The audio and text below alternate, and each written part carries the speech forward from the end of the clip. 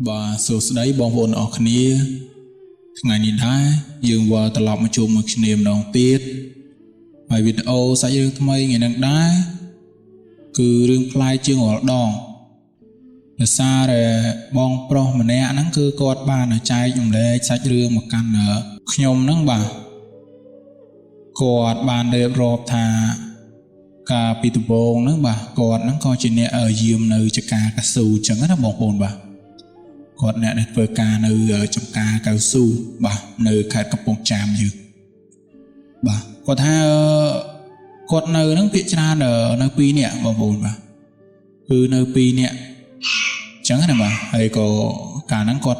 nơi ở quay được chi một phay chiêng mà còng sang một phay bờ phay bảy năm chẳng hạn mà tai ở miền ngày mùi nắng cứ nè để diêm mùi cọt nắng bà nè để trăm ca mùi cọt nắng cứ miền ở ca rồi vô nơi sọc chẳng hạn hả bà hãy có tha bong pro mà nè nắng cọt bàn ở từ sọc đôi chỉ miền ca bong ôn này chẳng hạn hả bà hay ngày nóng có cọt ở nơi mà nè ai chẳng cái này hay có cọt bắt mẹ rắm thắp hay thắc la chỉ để bồn bồn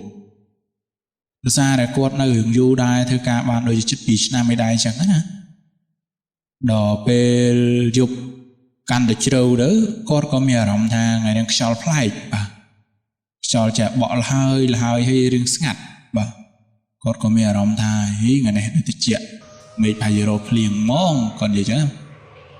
biển xăm ánh có tha mấy hai giờ liền tới đỏ về những cô còn ở ban chào đó mấy đây một buồn mà còn nó có thơ thòm đa hay có xâm rại lụi như thế đỏ về trên đỏ là màu được chỉ mùi chiêng dục một buồn có tha về nó sky lu hay cho khẳng chắc tự nhiên sky một lu nè màu việc đại dục rồi cho có chơi thật khăn nữa nó free ở chỉ ca có sù chớ một buồn hơi của cọt tha cọt chậu đang prư sụp bồn tiếng đà róm nó cọt ở đây chụp bị môn màu bồn xa đây cọt mà thơ ca dú đái cứ ở đây miền ở bánh hai chân cát bao nhớ nữa và đỏ bề trắng cọt cô chạp đam trùng mây trẻ còn ở nơi mà này ai mà chụp nó đi chụp chẳng nhớ nữa mà chụp chẳng bên rừng chẳng cọt có chạp đam ngọn nó có tin tu sạp bà tê từ cái tê từ mày còn nói như ấy chụp ca đấy ở miền rừng ấy nhớ nào bà ấy từ cái mà có thằng dục chơi hơi cho mơ thì tiết hay ấy tê ở miền ấy cắt la có make sure rope liên ấy chứ tê và còn có chập đạp phơi nhỏ đầy nhỏ trường bệnh như sọc vào đời tha mọi lon sọc bà bạch trâu nó một ồn bà còn có ok cha sang ngom đi và ngom đi luôn vui đi như thế sắp tầm chung sky nó cái chết lu can là khăng tư can là máu kỹ hồn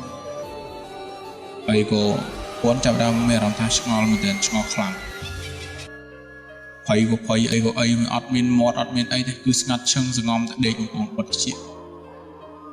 có thà pe nó phần lưng còn tranh được luôn không lưng lên được luôn thì có thà pe nó quật phay có đang thật ấy thật ấp chân là ông cô ta thầy con có thầy vô từ sắm nó bạc từ cái con rồi là từ cái con nó cứ cái con nó có ấp ban lời từ ông cô ta để xa để dục chơi với cô thầy có xem ra thầy cái sao từ cái con men nhận nơi hai từ ông cô ta từ cái con nhận nơi tì krong không phải nhau thì ngày đó về chẳng từ bài hà tụ bay prap mấy có quạt ở ai tự mà năng dụng trong đây tụi mình thường ấy có chạm đọc được bằng từ đọc sài được hay nào có thà pe năng có chọc tê tê na có lợp tê na có lợp có mưa sang ngâm khum phui ông cô bà sang ngâm khum phui chộp nó năng ngon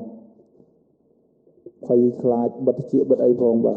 khay sky quan bẩn lu quan là khăng vô nó thời quạt năng sang đã ô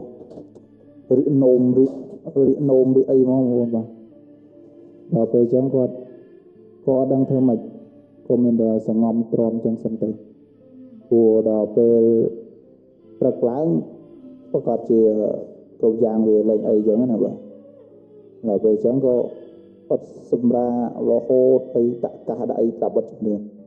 រហូតដល់ពេលលក់ដល់ពេលព្រឹកឡើងក៏ធម្មតាអត់មានខ្យល់អត់មានអត់ដូចថាអត់មានបាក់ដើមឈើដើមអីបើខ្យល់ហើយស្កាយងើបមកក៏ធម្មតាហើយដល់ពេលចឹងក៏ថាចំហើយយុគមិញគាត់ដែលសັບឬក៏មែនទេបាទបន្តមកទៀតក៏គាត់បានទៅតកាយថាទៅក៏បាទបន្តមកទៀតមកតកាយគាត់ក៏បានទៅមកគាត់ទៅមកសួរថាយុគមិញជិតមកមានការអីចឹងមានបញ្ហាអីគាត់ថាយុគមិញមានខ្មោចលងគាត់បាទដោយសារតែម្នាក់ទៀតនឹងបានទៅនេះវាឲ្យនៅតែឯងចឹងណាគាត់ថាឲ្យមានគ្នាអត់ឲ្យជួយមកយាមមួយគាត់មកគាត់ថាអត់ទេគាត់ហ៊ាននៅទេដោយសារយុគមិញមានខ្មោចមានអីមកលងចឹងដល់ពេលចឹងគេថាចាំមើលសិនទ្រាំនៅមួយយប់ទៀតទៅព្រោះស្អែកឡើងហ្នឹងគឺត្រូវម្នាក់ទៀតទៅតកាបងប្អូនហ្នឹងក៏គេត្រូវឡើងមកហើយចឹងណាគាត់ថាអត់ទេគាត់ថាអត់ហ្នឹងគាត់ជំនះហ្នឹងទៅដល់បាន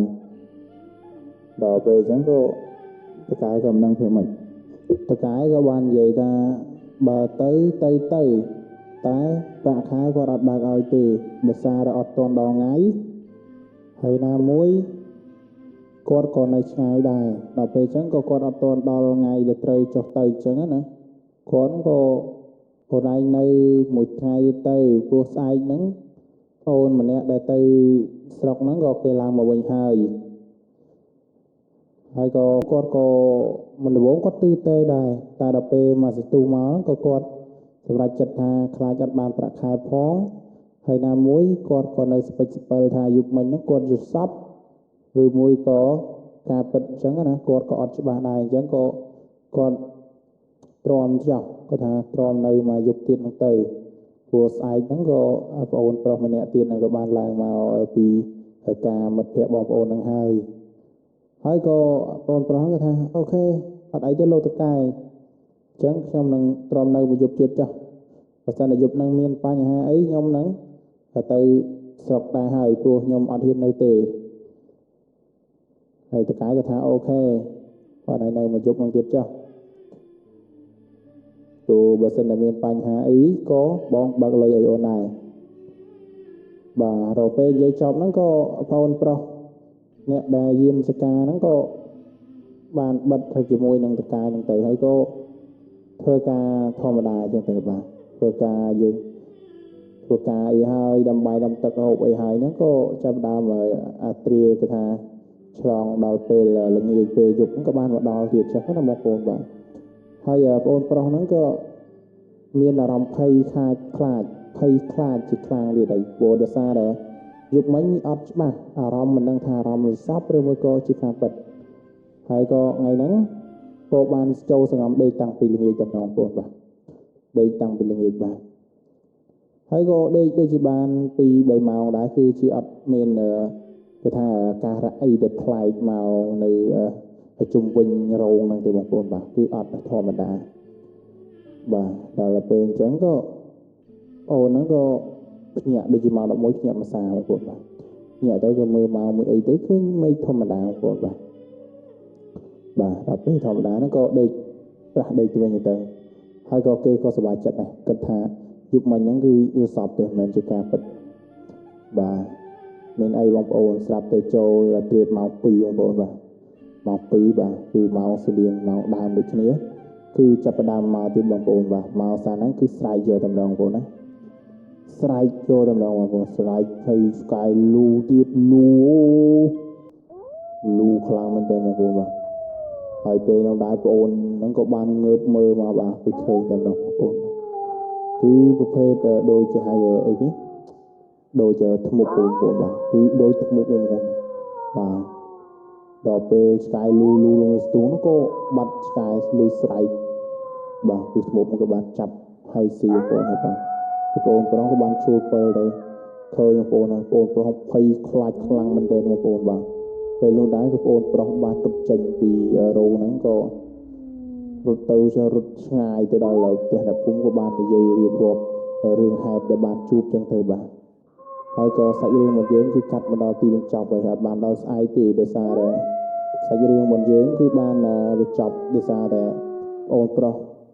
ភ័យពេកហើយក៏ពេលហ្នឹងអត់មានគិតអីច្រើនទេគឺសុំសម្រាប់នៅផ្ទះអ្នកភូមិហ្នឹងហើយក៏ជាចុងក្រោយបាទខ្ញុំក៏សូមផ្ដាំទៅបងប្អូនអ្នកដែលយាមឬមួយក៏អ្នកដែលធ្វើការនៅតាមចំការកស៊ូបាទសូមប្រុងប្រយ័ត្ន